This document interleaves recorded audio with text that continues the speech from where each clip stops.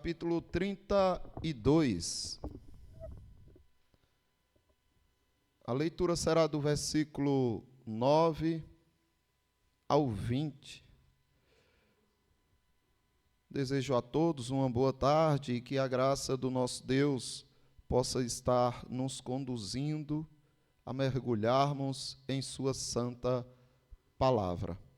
Isaías, capítulo 32, do versículo 9 ao 20, porém nós vamos ler do 9 ao 11, por enquanto. Levantai-vos, mulheres que viveis despreocupadamente, e ouvi a minha voz, filhas, que estais confiantes, inclinai os ouvidos às minhas palavras, porque daqui a 1 ano e dias vireis a tremer, ó mulheres que estais confiantes, porque a vindima se acabará e não haverá colheita. Tremei, mulheres que viveis despreocupadamente. Turbai-vos, vós que estais confiantes. Despivi-vos e ponde-vos desnudas, e cingi com panos de saco os vossos lombos. Amados irmãos e minhas queridas irmãs, Deus, Ele criou a mulher para ser a companheira, a auxiliadora do homem. Porque o homem sozinho não suportaria, nem daria conta de todas as demandas da vida. Mas, da mesma forma que ela tem o poder de auxiliar, de construir, de acolher, ela também tem o poder de destruir e dividir. Para a destruição de um lar, a mulher não precisa fazer muita coisa, não. Para a destruição de uma igreja, também ela não precisa fazer muito. Ela só precisa se omitir, fingir que nenhum mal está acontecendo ou que nenhum mal pode vir sobre a sua família, sobre a sua igreja. Basta se omitir. É interessante porque o Senhor Deus aqui está chamando, convocando as mulheres de Israel a se levantarem, porque elas estavam acomodadas, vivendo despreocupadamente. Deus já vinha repreendendo as autoridades de Israel, repreendendo o povo de Israel, que estavam fazendo alianças com a Assíria, e Deus queria que o povo confiasse no Senhor. Daí eles estão lá, apáticos, vivendo o contrário daquilo que Deus lhes exigia. Então Deus se volta para as mulheres e as convoca a que se levantem. Porque as mulheres estavam como que acreditando que tinham Deus sob o seu controle. Não, está tudo bem. A gente está fazendo com que Deus faça com que dê tudo certo, só por causa da aparência. E o quanto não enganam as aparências. O quanto as pessoas não são enganadas porque estão bem e acreditam que aquilo vai ser para sempre. Não pensam que a qualquer momento a coisa pode mudar, virar o avesso. E por causa disso, esquecem do Senhor, esquecem da obra, vivem despreocupados. E quando vem a tormenta, clamam: socorro, Senhor, o que é que eu faço agora? Ora, o Senhor vem convocando o povo, fazendo com que o povo desperte, e o povo não faz nada. Então Deus chama as mulheres: levantem-se, parem de viver despreocupadamente.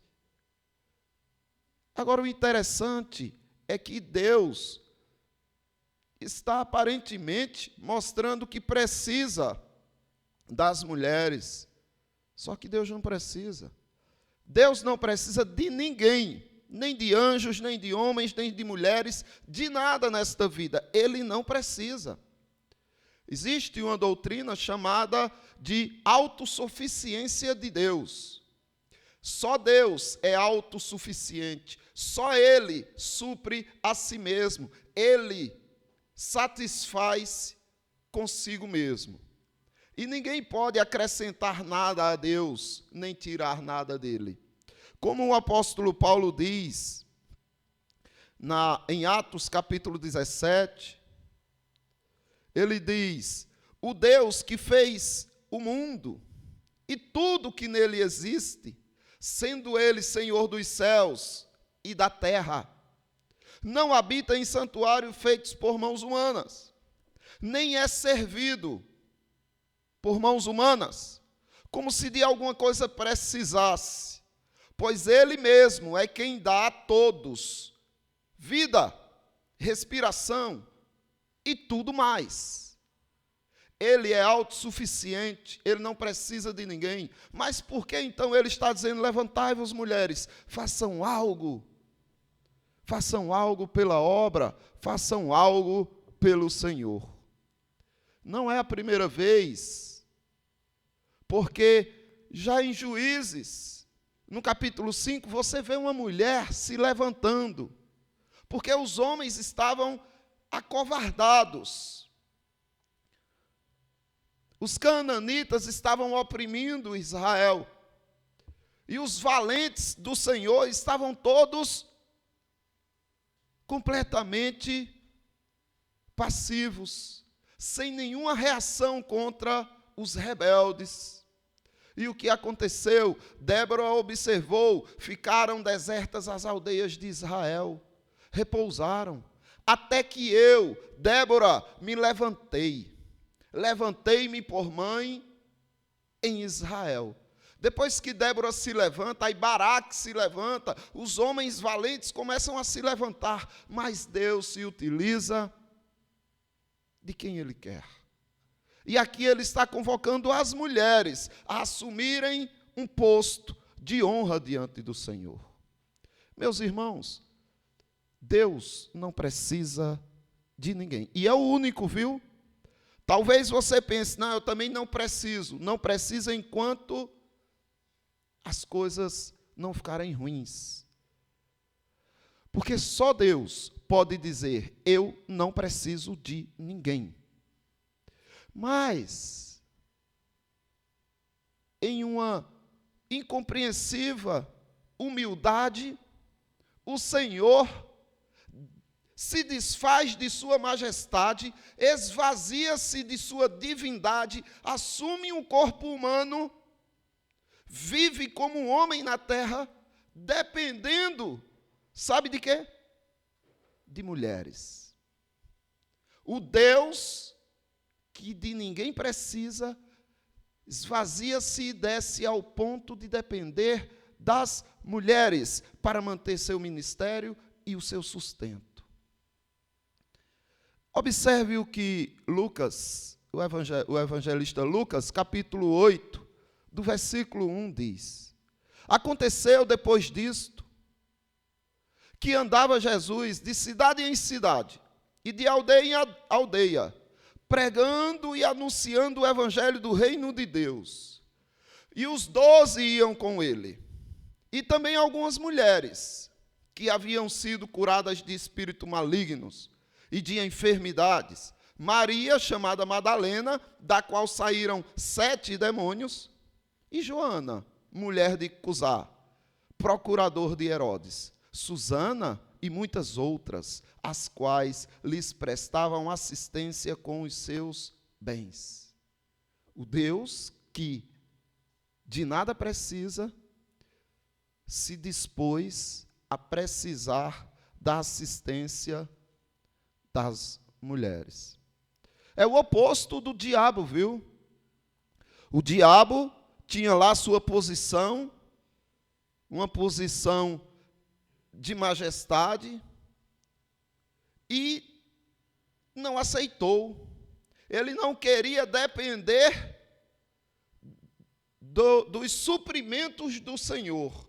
E disse: não, eu mesmo posso ser igual ao Senhor, e serei eu mesmo que me suprirei. E o resultado, os irmãos sabem qual foi. Adão e Eva também O quê? Quer dizer que a gente vai ficar para sempre dependendo do Senhor? Não, podemos ser igual a Deus, supriremos-nos a nós mesmos. E deu no que deu.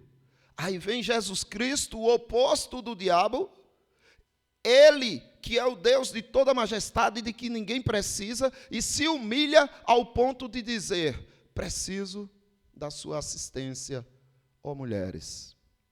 E não só disto, também ele escolheu uma mulher para dar o primeiro anúncio do evangelho da ressurreição. O evangelho segundo João, capítulo 20, do 17, diz: reconhecendo-lhe Jesus, recomendou-lhe Jesus, dizendo: não me detenhas, porque ainda não subi para meu Pai, mas vai ter com os meus irmãos e dize-lhes: subo para o meu Pai e vosso Pai, para o meu Deus e vosso Deus. Então saiu Maria Madalena, anunciou aos discípulos: vi o Senhor, e contava que ele lhe dissera estas coisas. Então até mesmo o evangelho foi confiado primeiramente a uma mulher. Por isso que o Senhor está olhando para as mulheres de Israel e dizendo: levantai-vos, ó mulheres, vocês que vivem tão despreocupadas, se preocupem, porque as coisas vão ficar ruins. E vocês podem fazer a diferença, mas levantai-vos, ó mulheres. Agora, questione-se, você mulher, questione-se no seu lar, questione-se na igreja. Você tem dado o melhor de si para a sua família? Tem dado o melhor de si para a sua igreja? Já pensou que a fragilidade, a dificuldade, as dores, o sofrimento que a igreja ou a família que Deus te confiou pode ser culpa da sua omissão? E que hoje o Senhor pode estar dizendo: levantai-vos, ó mulheres, para fazer, para agir, porque os homens precisam de vocês. Provérbios capítulo 14, versículo 1, diz que a mulher sábia edifica a sua casa. Que poder, hein? De edificar, de construir, de estruturar. Mas esse mesmo poder que está nas mãos da mulher sábia está de forma oposta nas mãos da mulher insensata, que com as próprias mãos pode derrubar tudo que ela já recebeu de bem. Então, precisamos entender isto, que as mulheres são chamadas para ação, para agirem em nome do Senhor. E mais, precisamos entender que as mulheres também são chamadas ao pior. É para isso que você está aqui, não é para passar férias, não é para viver como se estivesse em um resort, só pensando em conforto e coisas boas. Se fosse para isso, você estaria no céu. Deus já teria matado você, porque não existe lugar mais confortável e prazeroso do que o céu. Não é para isso que os crentes estão na terra. Eles estão na terra para a guerra. Agora, se existem momentos de trégua, de paz, se o Senhor envia conforto, desfrute. Mas não é para isso que você ainda está vivo. Você está vivo para a luta, para a guerra. Observe o que diz o versículo 12 ao 14 de Isaías 32. Batei no peito por causa dos campos aprazíveis e por causa das vinhas frutíferas. Sobre a terra do meu povo virão espinheiros e abrolhos, como também sobre todas as casas onde há alegria, na cidade que exulta. O palácio será abandonado, a cidade populosa ficará deserta. Ofel e a torre da guarda servirão de cavernas para sempre. Folga para os jumentos selvagens e pastos para os rebanhos. Ou seja, a cidade estaria completamente destruída. E o que Deus está fazendo com essas mulheres é: se preparem para enfrentar o pior. Vocês precisam ser fortes, vocês precisam ser corajosas para ajudar quando as coisas ficarem ruins. Isso me lembra o que aconteceu com Evódia e Sintique. O apóstolo Paulo, falando aos Filipenses, na sua epístola, capítulo 4, do versículo 2, ele diz: eu rogo, eu suplico, eu imploro a Evódia e a Sintique, eu rogo a vocês duas, pensem concordemente no Senhor. Parem de viver em discussões, em desavenças, olhando atravessadas uma para a outra em discussões. A ti, fiel companheiro de jugo, também peço que as auxilies. Então Paulo envia um irmão fiel para ajudar essas irmãs a se entenderem. Sabe por quê? Porque Paulo diz: juntas elas se esforçaram comigo no Evangelho. É isto.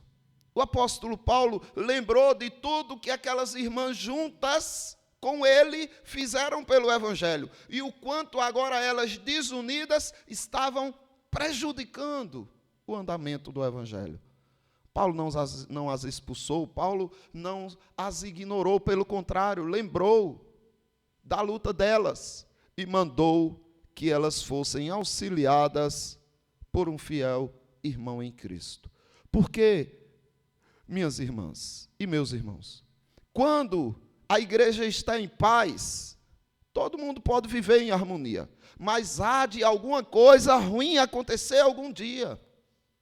E como vocês vão lidar com isso? Se vocês não estiverem prontos, se as mulheres não forem sábias, como irão lidar com isso? Evódia e Sintique esqueceram tudo que fizeram para o Senhor para se concentrar na discórdia entre elas. É assim que acontece, muitas vezes. Quando as coisas começam a dar errado, quando começa o problema a aparecer, aí vem as acusações, aponta para um, aponta para outro, e todo mundo fala só do problema. Ninguém fala da solução, ninguém chama o outro que apontou para dizer: venha cá, meu irmão, foi isso, vamos juntos superar, vamos juntos, a gente vai se refazer diante dessas dificuldades. Não há, mas há um foco no mal, no problema. E aí eu lembro também das mulheres quando estiveram diante do pior. As mulheres nos dias do Senhor Jesus Cristo, quando enfrentaram a crucificação do seu amado Senhor, do seu querido Messias. Elas estavam ao pé da cruz. Muitos fugiram, porém elas estavam ao pé da cruz. O Evangelho segundo João, o capítulo 19, do versículo 25, diz: e junto à cruz estavam a mãe de Jesus e a irmã dela, e Maria, mulher de Clopas, e Maria Madalena. Vendo Jesus sua mãe e junto a ela o discípulo amado, disse: mulher, eis aí teu filho. Depois disse ao discípulo: eis aí a tua mãe. Dessa hora em diante o discípulo a tomou para si, para casa. Mas observe, aqui estavam as mulheres diante da hora mais difícil que se poderia enfrentar, vendo a grande dor e o grande sofrimento do amado Jesus. Não largaram, estiveram ali. E era isto que Jesus Cristo estava pedindo às mulheres de Israel. Se os homens fugiram, se esconderam ou se fizeram aliança com quem eu não queria, vocês levantem-se então, corrijam esse mal. Não fujam nem finjam que está tudo bem.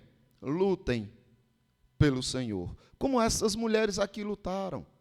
E Jesus Cristo, mesmo diante de tanta dor, conseguiu olhar para a carência de sua mãe e disse ao discípulo amado, que é João: toma ela como tua mãe e você, mulher, tome ele como seu filho.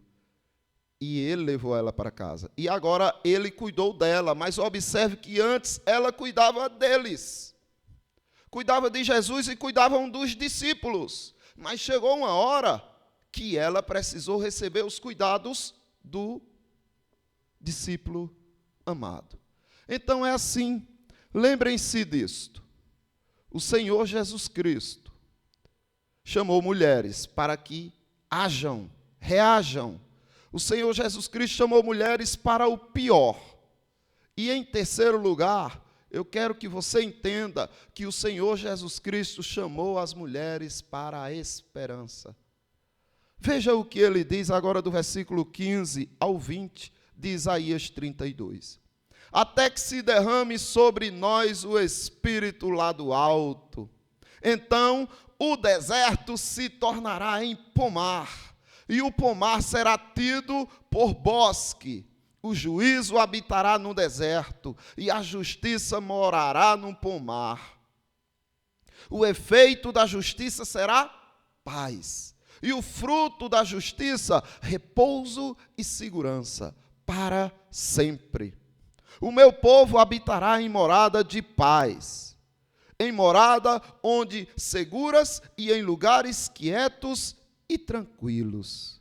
Ainda que haja saraivada, caia o bosque e seja a cidade inteiramente abatida. Bem-aventurados vós, os que semeais junto a todas as águas, e dais liberdade ao pé do boi e do jumento. Então, o que o Senhor está dizendo aqui é que estas mulheres precisavam olhar para o fim das coisas, não para o momento em que elas estavam de paz e segurança, ou mesmo para o que estava por vir de tribulação e sofrimento, mas para o que no final aconteceria. O Senhor prevaleceria no seu poder e na sua majestade. E é isso que você deve fazer. As coisas estão ruins, é por um tempo apenas, é por pouco tempo. Porque o Senhor há de se levantar e tudo será glorioso e majestoso. Mas essa esperança é que deve alimentar o cristão. Observe que muitos sofrem pelo passado. São depressivos porque estão presos ao que viveram no passado. Outros sofrem por ansiedade, preocupados com o futuro. Não sabem essas pessoas que o cérebro, ele não conhece o tempo. Ele é atemporal, no sentido de não entender o que está se passando ou o que se passou. Se você concentra seus pensamentos em coisas ruins do passado, o seu cérebro vai liberar hormônios tão angustiantes quanto aquilo que você sofreu lá num dia, que já passou. Mas a leitura que ele faz é de que você está passando de novo por aquilo. Por isso que você sofre tanto, como uma coisa que já passou e já faz anos. É porque o cérebro entende que você está voltando a passar por aquilo. E quando você fica ansioso, preocupado com o que pode acontecer de prejuízo, de dor, de morte e tudo, você fica tão mal, tão ansioso. Sabe por quê? Porque para o seu cérebro, ele pensa que você já está passando por aquilo, que já morreu alguém, que você já teve o prejuízo. Então ele libera os hormônios do estresse. O cortisol toma conta de você e você não tem paz.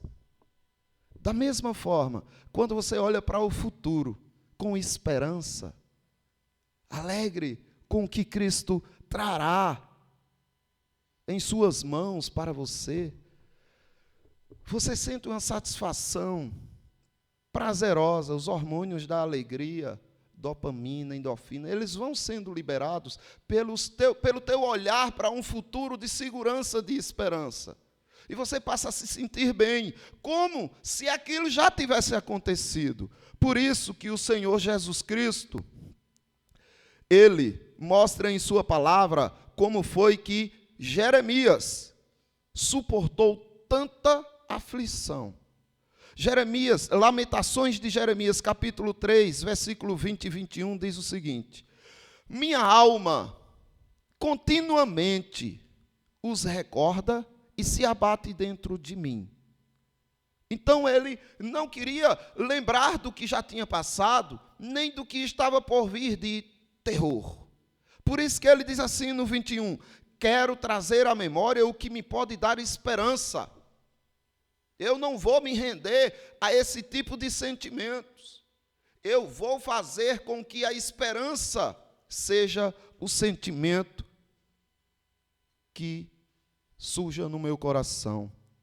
Abraão também, ele olhou com esperança para o futuro. Na epístola de Paulo aos Romanos, capítulo 4, versículo 18, ele diz, Abraão, esperando contra a esperança, creu para vir a ser pai de muitas nações, segundo lhe fora dito, assim será a tua descendência. Mas ele não tinha como ter esperança, porque ele já era velho. Ele já tinha 100 anos, não tinha como ter filhos. E por cima, a esposa dele, que tinha 90 anos também, ainda era estéril. Então vai ter esperança? Não tem. Sabe o que ele fez? Ele creu contra a esperança, ou seja, ele usou a fé para ser a esperança dele. E foi recompensado pelo Senhor. Assim também foram as mulheres que seguiram Jesus Cristo. Jesus Cristo foi morto naquela cruz. Depois José tomou o corpo dele, envolveu num pano limpo de linho e depositou num túmulo novo que fizera abrir na rocha. E rolando a pedra para a entrada do sepulcro, se retirou. Colocou Jesus Cristo lá e foi embora. Ele honrou o corpo de Cristo, dando a ele, ao Senhor Jesus Cristo, um túmulo novo. Certo? Mas achavam-se ali, sentadas em frente da sepultura, Maria Madalena e a outra Maria. Elas queriam alimentar a esperança de que nunca perderiam Jesus Cristo, de que saberiam aonde ele estava para que fossem lá continuamente limpar o corpo, perfumar o corpo, de maneira que ela o tivessem sempre. Sabe o resultado disso qual foi? Receberam Jesus Cristo ressurreto. Ele aparece para Maria Madalena e a ordena levar as boas novas aos discípulos. E por quê? Porque ela teve a esperança de não perder Jesus de vista. Então, meus irmãos e minhas irmãs, a igreja precisa das mulheres, e os homens que acharem que não, estão sendo soberbos, arrogantes e enganando-se a si mesmo. O levantar das mulheres de Deus é algo que muda a história da igreja para o bem. Quando Deus quer edificar a sua igreja, Ele levanta suas mulheres fiéis para auxiliarem, para ajudarem os homens num combate contra o mal. Então, lembrem-se disso. Primeiro, as mulheres são chamadas para a ação e não para o conforto. Elas recebem, e os homens também, momentos de conforto e devem desfrutar, mas não são chamados para isso. 2, as mulheres são chamadas para o pior, é para enfrentar mesmo. Não é para se lamentar, culpar o marido, culpar os filhos, não. É para dizer, tem coisa errada, vamos resolver juntos e vencerem juntos. E em terceiro lugar, as mulheres são chamadas à esperança. Confiem no Senhor, Ele está com vocês, Ele jamais vai decepcionar aqueles e aquelas que depositam a confiança nele. Que Deus abençoe aos irmãos, e eu passo agora a palavra para o meu querido presbítero Lorivaldo.